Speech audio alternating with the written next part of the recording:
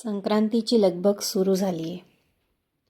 नमस्कार, मी Anjali, the artful home. हे माझं चॅनल सध्या नवीन आहे, नवीन स्टेजमधनं जातं आहे.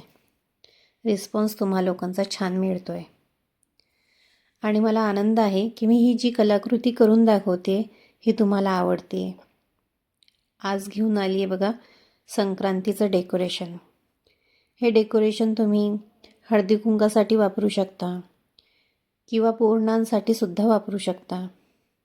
अगदी साध्या पद्धतीने केलं आहे, बस घरातल्या आपल्या सगळ्या वस्तू वापरून. वेगळं असं बाहेरचं काही आणलेलं नाही.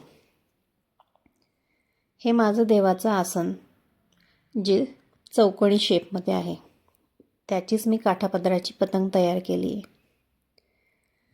आणि साज सगळा असतोच हा आपल्या बायकांकडे, जसं की नथ, हिरव्या बांगड्या, मंगळसूत्र, गळ्यातले काही वेगवेगळ्या प्रकारचे मोत्यांचे हार. एवढ्यातच सुंदर डेकोरेशन होऊन जातं बघा. ह्या माझ्या बांगड्या अतिशय जुन्या, म्हणजे माझ्या लग्नातल्या,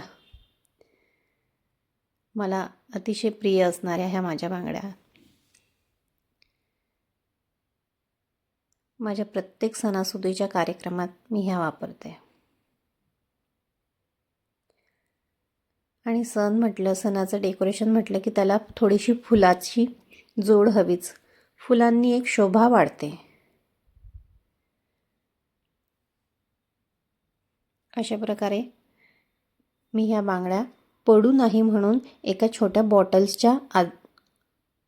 बॉटल्सच्या आजूबाजूने ठेवल्या आहेत. आणि मार्केटला आता ह्या छोट्या छोट्या अशा भिंगऱ्यासुद्धा मिळतात. ह्या माझ्या मागच्या वर्षीच्या, ह्या पतंगसुद्धा माझ्या मागच्या वर्षीच्याच. तर हे अगदी रियूज होणारं सामान आहे. एकदा आपण खरेदी केलं म्हणजे पुढच्या वर्षीसुद्धा आपल्याला वापरता येईल. आणि हा हळदी कुंकवाचा जो पानाच्या आकारात दिसतंय छोटंसं केलेलं, हे मी स्वतः बनवलं आहे. क्लेनी आपण आरामशीर अशा छोट्या छोट्या वस्तू बनवू शकतो. फार वेळ नाही लागत ह्या करायला.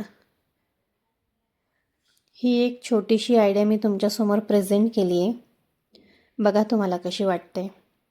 आवडली असेल तर मला नक्कीच कमेंटमध्ये सांगा. आणि संक्रांतीच्या अवंतर आयडियासुद्धा मी माझ्या या चॅनलवरती शेअर केल्या आहेत, पोस्ट केल्या आहेत. तुम्ही माझ्या पेजला जाऊन त्या नक्की आवर्जून बघा आणि मला कळवा की तुम्हाला ह्या आयडिया कशा वाटत आहेत. थँक्यू.